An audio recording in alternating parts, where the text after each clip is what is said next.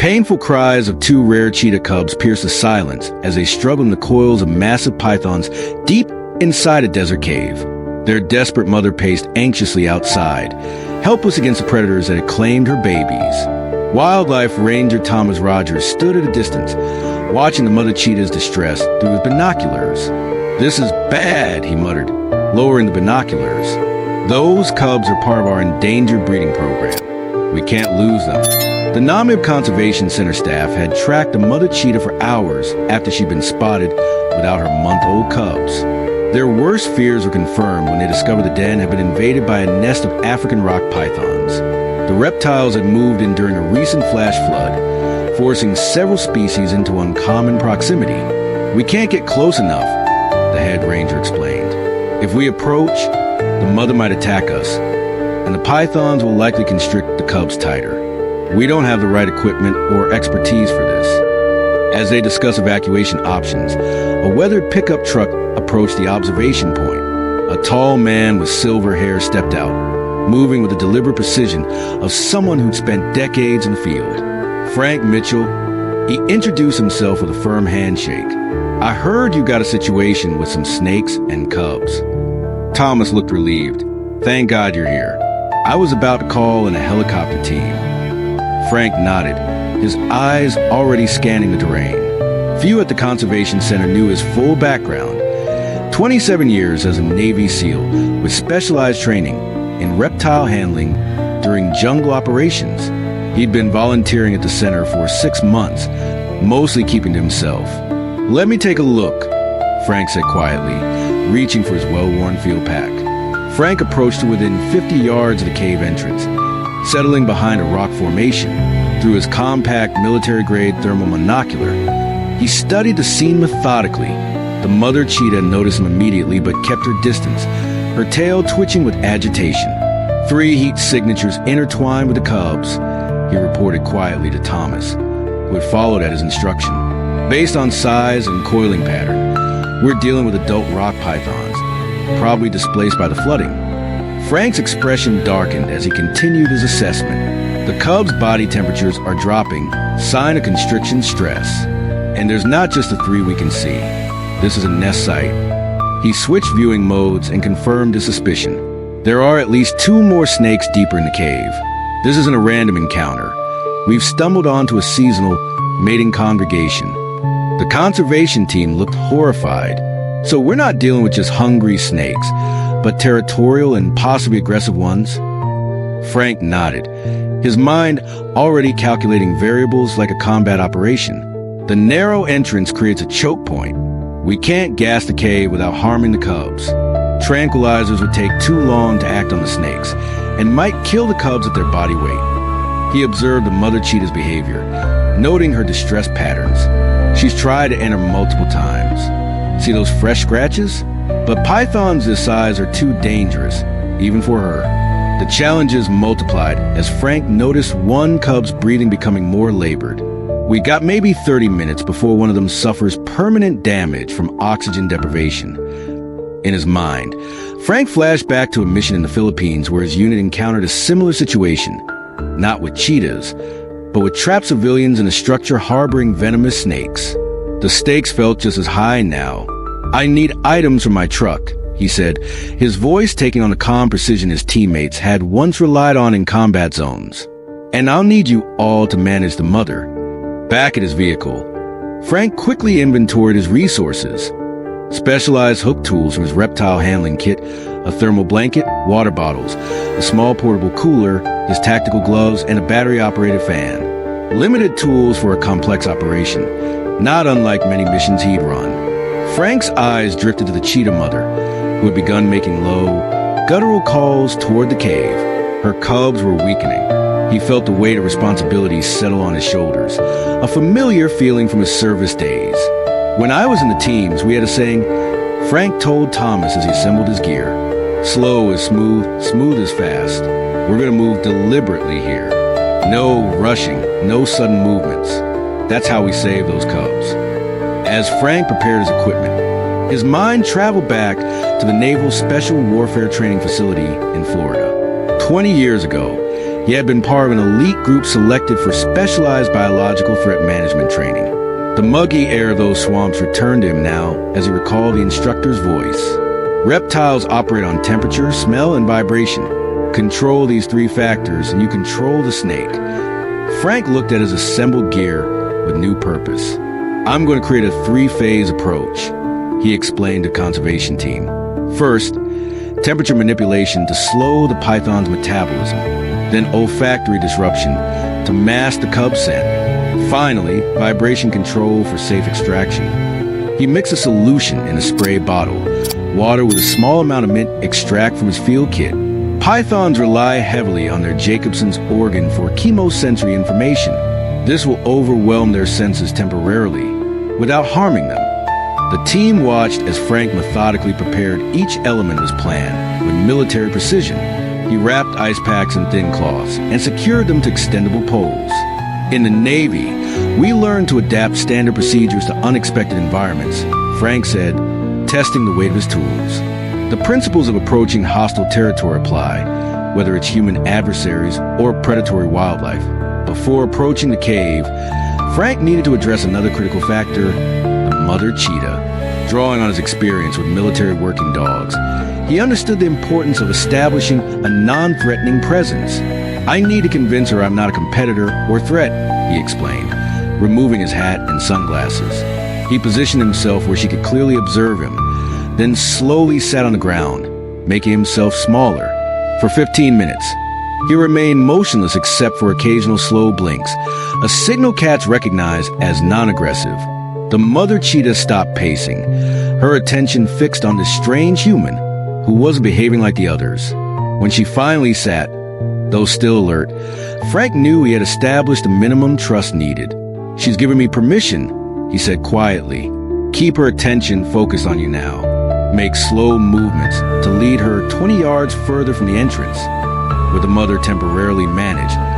Frank began his approach to the cave. Rather than walking upright, he moved in a modified combat crawl that minimized the silhouette and vibrations through the ground, a technique perfected during SEAL infiltrations. Pythons don't hear like we do, but they're extremely sensitive to vibration, he narrated for benefit of the conservation staff, who were documenting his methods. I'm distributing my weight to minimize ground disturbance, just like approaching a sensor-equipped target. At the cave entrance, Frank deployed the first phase of his plan. Using extendable poles, he carefully positioned the ice packs near, but not touching, the pythons visible near the entrance. The controlled drop in ambient temperature would slow their reactions without triggering defensive behavior. Next came the olfactory disruption. With precise movements, he sprayed the mint solution in strategic locations around the cave entrance, creating what he called a sensory barrier. Within minutes, the python's tongue-flicking behavior showed signs of confusion, exactly as he had anticipated. In jungle operations, we learned to control our scent profile to avoid detection, Frank explained. I'm applying the same principle in reverse, creating controlled detection to manipulate behavior.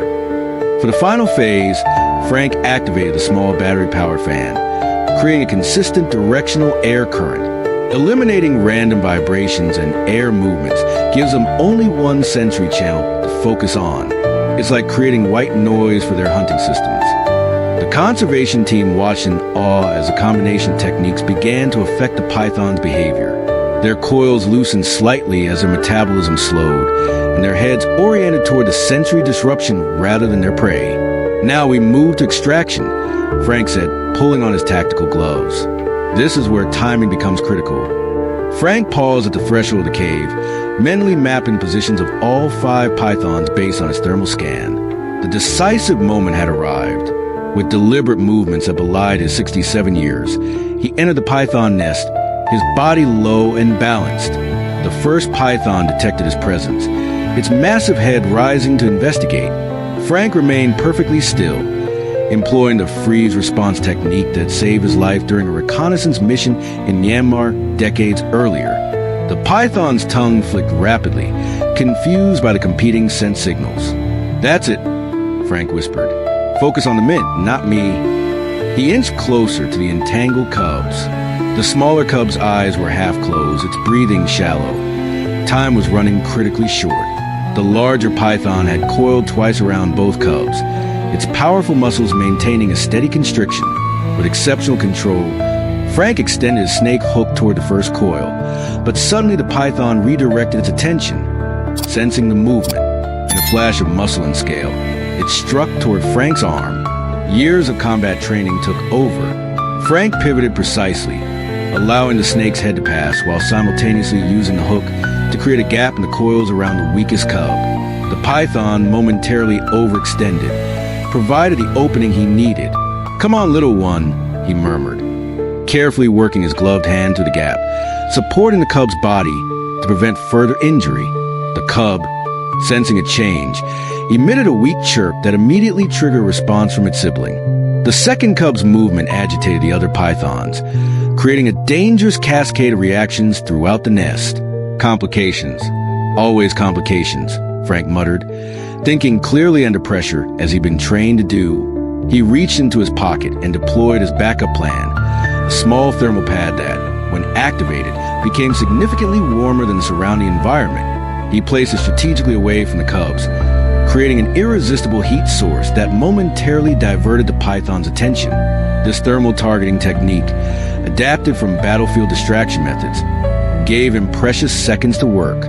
With practiced hands, Frank supported the first cub's fragile spine while using the hook to maintain the opening in the coils. One python struck again, grazing his shoulder, but Frank remained focused, completing the extraction of the weaker cub. "One secure," he reported calmly, placing the cub in a small carrier he positioned at the cave entrance. The second cub presented an even greater challenge, as the largest python had sensed a disturbance and was tightening its grip. Frank's face showed no tension, but he knew he had seconds, not minutes, to act. "You remember your training," he told himself. "Control your breathing. Control the environment." In a perfectly timed sequence, Frank used both the thermal distraction and the olfactory disruption to create momentary confusion among the pythons, then executed a modified snake handling technique, placing pressure at precise points of the python's body to trigger an involuntary muscle relaxation. The coils loosened just enough. With one fluid movement, Frank extracted the second cub, cradling it against his chest as he backed methodically out cave, never turning his back on the python, still striking at the space he'd occupied. As he emerged into the sunlight, the waiting conservation team broke into spontaneous applause. The cubs were free. "Get me the oxygen and warming pads," Frank instructed, placing both cubs on a prepared treatment mat. The smaller cub was barely responsive, but the veterinarian immediately began administering oxygen through a specialized mask. "Pulses weak but stable," the vet reported. "They're resilient animals. I think they'll pull through." Frank stepped back, allowing the medical team to work. His attention turned to the mother cheetah, who was straining against her natural caution, desperate to reach her offspring. The rangers weren't sure how to proceed, concerned she might interfere with the emergency treatment. "Let her approach," Frank said confidently. "She needs to confirm they're alive." Trusting his judgment, the team created a pathway. The mother cheetah approached cautiously, her eyes never leaving Frank as she circled to her cubs. What happened next astonished everyone present. Rather than immediately focusing solely on her cubs, the mother cheetah paused beside Frank. For a brief moment, she pressed her body against his leg, a gesture of trust almost unheard of in wild cheetahs, before moving to nuzzle her recovering cubs. "I'll be damned," the head ranger whispered. "In 20 years, I've never seen anything like that." After ensuring the cubs were stabilized, Frank watched as mother and babies were transported to the veterinary facility for overnight observation. The pythons had been left undisturbed in their natural habitat, respecting the balance of the ecosystem. Later that evening, as the conservation team celebrated a successful rescue, Frank sat quietly on a veranda of the research station. The sun was setting over the savannah, painting the landscape in gold. 27 years in the teams, he reflected to Thomas, who joined him with 2 cups of coffee. "I never imagined those skills would save endangered cheetahs." Thomas nodded. "The cubs will be fitted with tracking collars when they're older. Their data will help protect future generations. You've done more than save 2 lives today." Frank smiled slightly. Military service doesn't end with retirement. The mission just changes.